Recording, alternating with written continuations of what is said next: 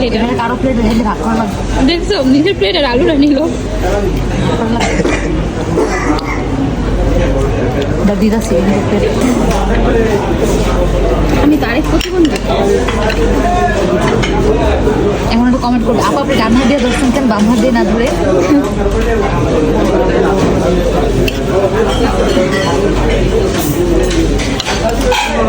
Drop করবো করে দাও শেষ।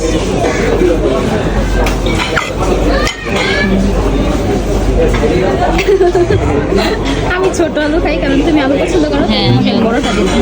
বিরিয়ানি। হ্যাঁ, এই যে আমার চিকেন। ভালো না। আমি একটু ঝোল, এই বিফের ঝোলটা আর কি নিছি, সব কিছু একসাথে মিক্সড করে। আর দেখেন ওই বড় আলু খাইছে, এই দেখেন কত বড় আলু নিচ্ছে। ওই নিচ্ছে আলু আর কম।